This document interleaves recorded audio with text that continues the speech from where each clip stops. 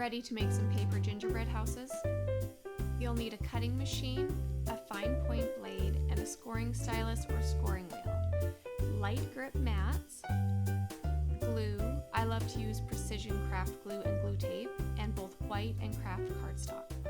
You'll also need the free SVG file linked below. Open Cricut Design Space and click New Project. Next, on the left, click Upload. From here, click Upload Image, and you can browse to find the location where you saved your SVG files. Each house is saved as a separate SVG file, so I'm going to start with Gingerbread House 1. Click Upload, and then select the image and click Add to Canvas. Now you can see the SVG loaded into your Design Space project. I like to zoom out to about 50 to 75% so I can see the whole image at once. And if you notice, when you click on the SVG, it is selecting every image altogether. So we're going to right click and ungroup. Now when SVG files are loaded into Design Space, it alters score lines into solid lines. So what we need to do is click on these lines to change them back into score lines. So there is a score line on each house, as well as our bottom trim and our roof trim for the front and back of the house. So go ahead and click on one house and you can see it highlighted on the right hand side, and where you see this right angle, click only on that, and under Operation, change Basic Cut to Score. Now you can also, if you don't have a scoring tool, I like to use the scoring stylus. You can also use the scoring wheel, and you can see that it changed just those lines that we want to score. So I'm going to click on the next house, and you can see these lines here that we want to change to score. Next, I'm going to click on one of the roof details, and then in the group on the right, I'm going to click only on the single line and change that to score, and same with the next one.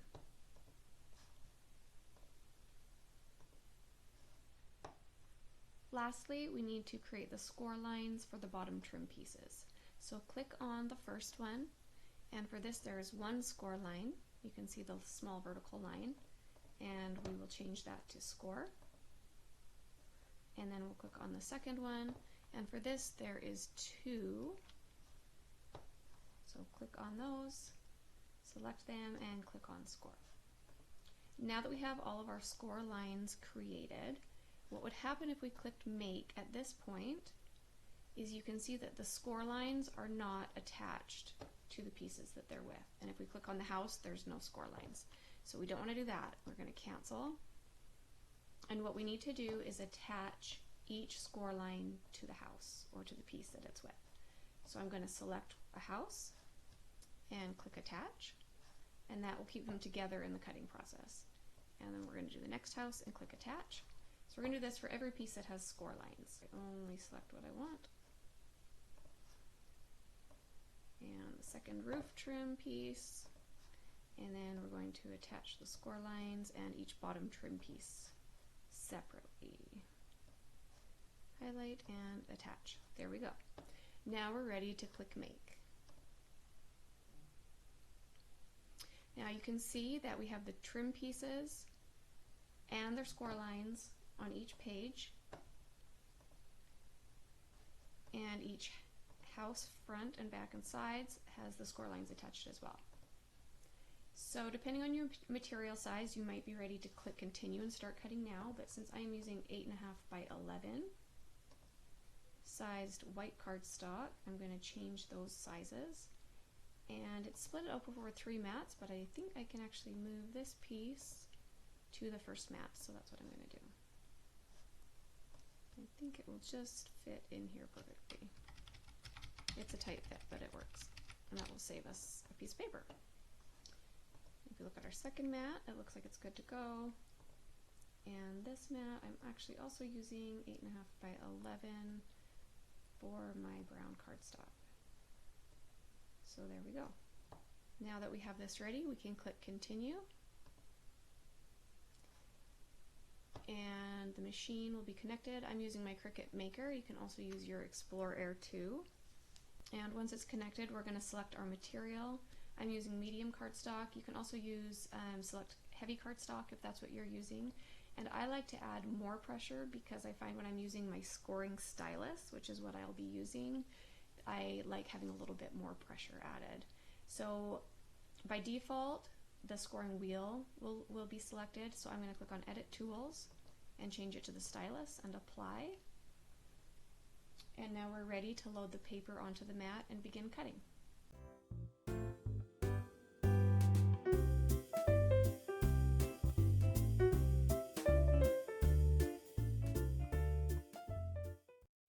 I like to use two mats so I can be preparing and removing pieces on one mat while the other is cutting. When removing the pieces from the mat, it's best to place the mat upside down and flat and slowly peel it back from the pieces rather than peeling the paper from the mat. Peeling the paper from the mat will cause it to curl and warp.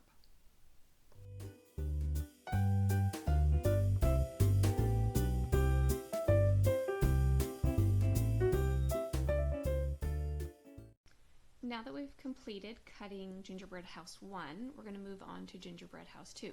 So you can save this project, which I've already done, and then what we're going to do is click on New, and we're going to upload our second design.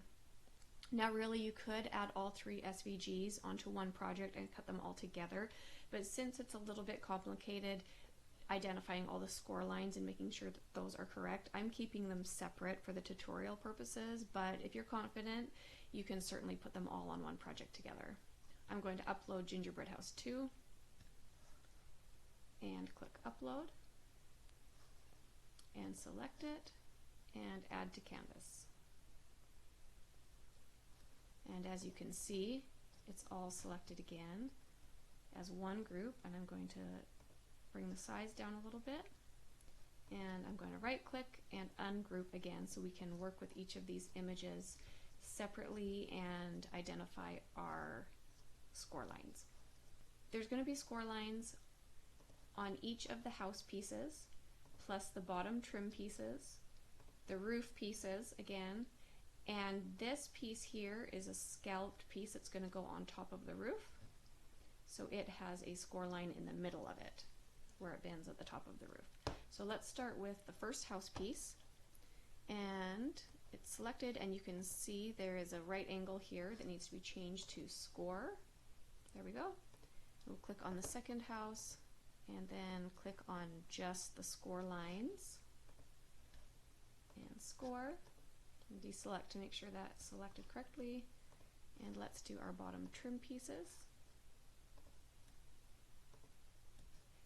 Sometimes when the SVGs upload, the fill color doesn't translate with it, but you can see when you click on them, it still does identify it as gray. For some reason, it just doesn't show that on the screen because SVGs can be a little bit finicky. So next, let's do our second trim piece. There's just one vertical small line on here to score. And we'll click on our roof trim pieces and change these straight lines to score. Second one.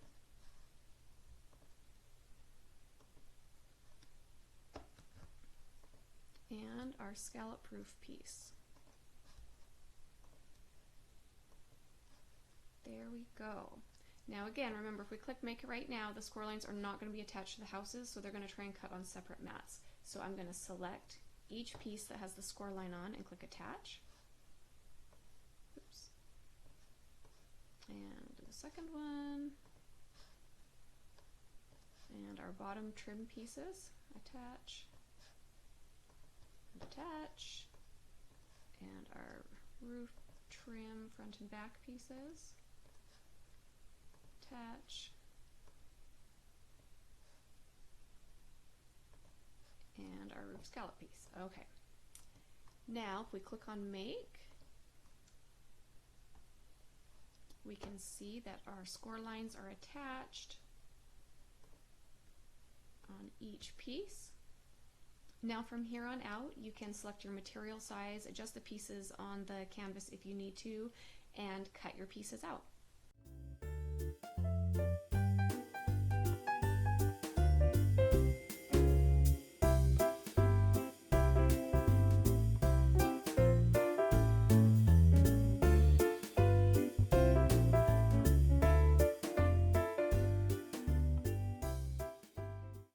Once the cutting is finished for Gingerbread House 2, click Done.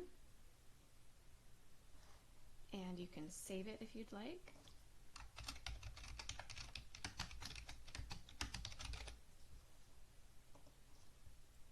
I had not already saved it yet. And then we can click on New Project to start on our third house. Click Upload on the left once again. Upload image and browse. Let's find the file, Gingerbread House 3. Click Upload. And select it and add to canvas. So once again, the first thing we're going to do is right click and click Ungroup. And I'm going to zoom out just a little bit. And because these uploaded overlapping a little bit, I'm going to select just these bottom images and slide them down so they're a little bit out of the way. Now for this house, you can see that there are only score lines going to be on the outside house pieces. None of the white cardstock will need those. So let's click on the first house and find where the score lines are. Select that and change it to score, and then click on the next house and same thing, click on the lines that look like score lines and change that to score. And now we're going to select each and attach. And this part of the house as well, and attach. And we don't need to attach any of these bottom white cardstock pieces because they do not have any score lines on them and they're all the same color, so they will cut on the same mat just how we need them to. So go ahead and click Make. And I'm going to be cutting on the mat. And again, make sure to change your material size as needed.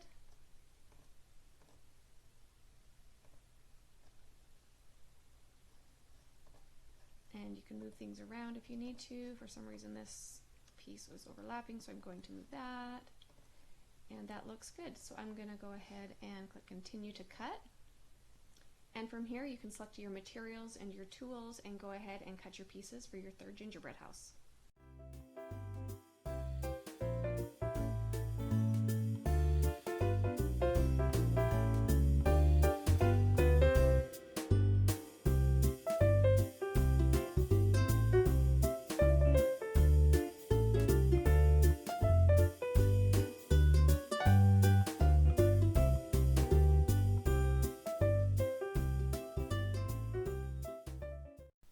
Now that the pieces are all cut, we'll work on assembling all of the houses together. Match the white cardstock pieces to the corresponding craft cardstock pieces for each house. Glue each white cardstock backing piece to the corresponding craft cardstock section, centering it on the section and making sure it doesn't cover any of the score lines. The one exception to centering the white cardstock piece is on the Gingerbread House 1, where the piece at the front door should be aligned with the bottom of the craft cardstock piece. I like to use a combination of double-sided glue tape for the larger areas and Barely Art Precision Craft Glue for the detailed areas, especially around any scallops or curves. I also keep a glue stick handy, but found that the glue tape and Precision Craft Glue didn't leave much need for it. There's debate on where score lines should be, whether they should be on the right or wrong side. I prefer them to be on the inside, which also helps with placing the backing pieces as they'll be visible on that side. Whichever side you choose, make sure you keep it consistent or you'll end up with two halves of a house that don't fit together. Ask me how I know this.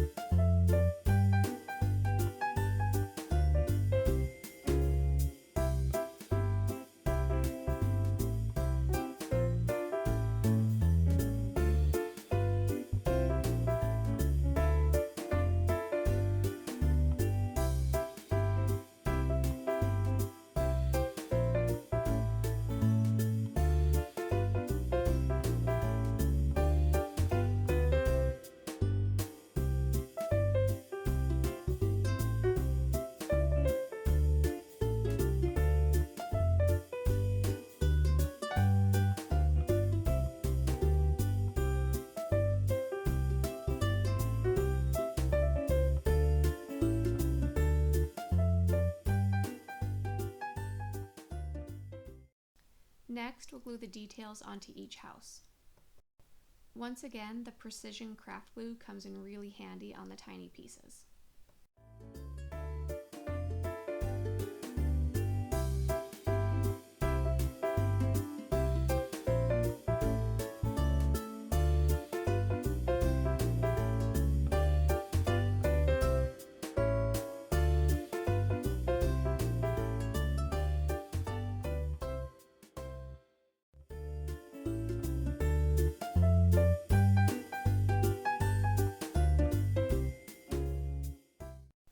For the triangular roof details for gingerbread houses 1 and 2, it's helpful to fold the score lines before placement to ensure a close fit.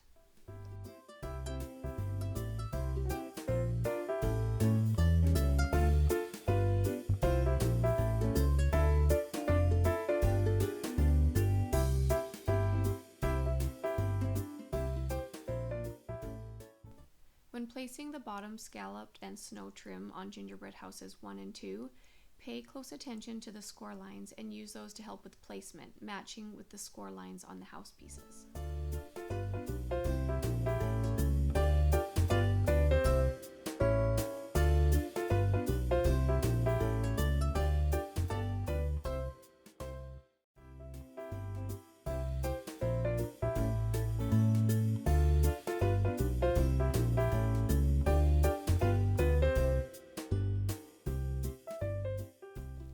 For the bottom scallop trim for this house, one scallop should hang over the side edge, as you can see.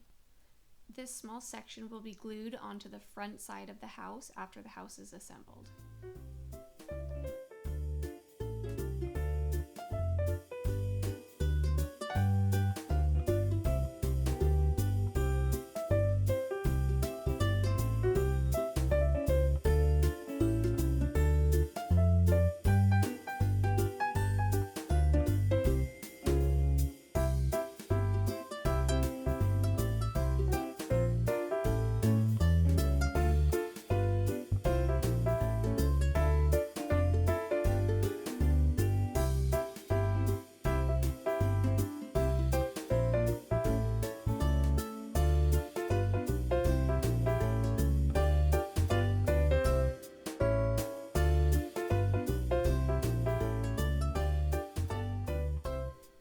House 2, make sure to choose the bottom snow trim piece that covers the bottom of the front door.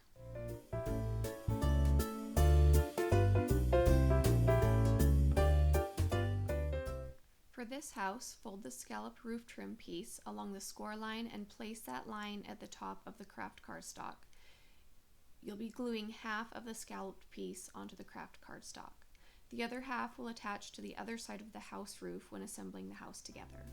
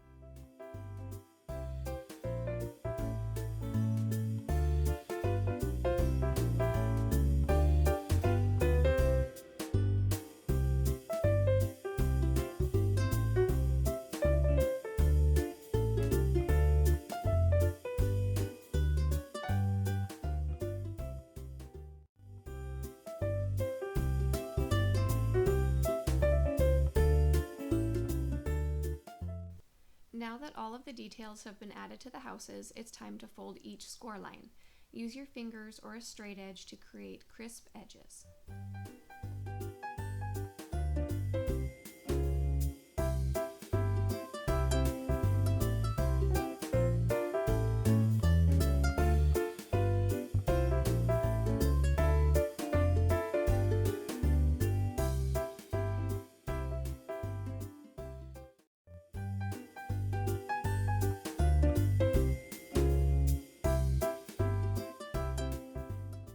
To glue the houses together, the glue tape comes in extra handy, but you can also use a glue stick or other preferred glue. With the glue tape, you can place it along each tab and then attach the house together one edge at a time. I find it easiest to first attach the front of the house to the roof, then repeat with the back and roof of the other piece, followed by attaching them together one side at a time.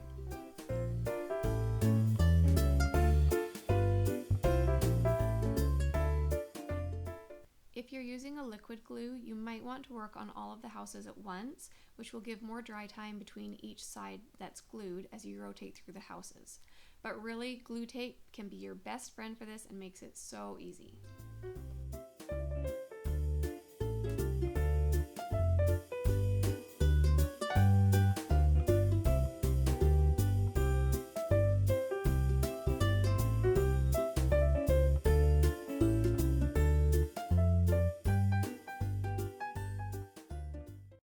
Once you've glued this gingerbread house together, finish it by gluing the overhanging scallop bottom trim to the front of the house.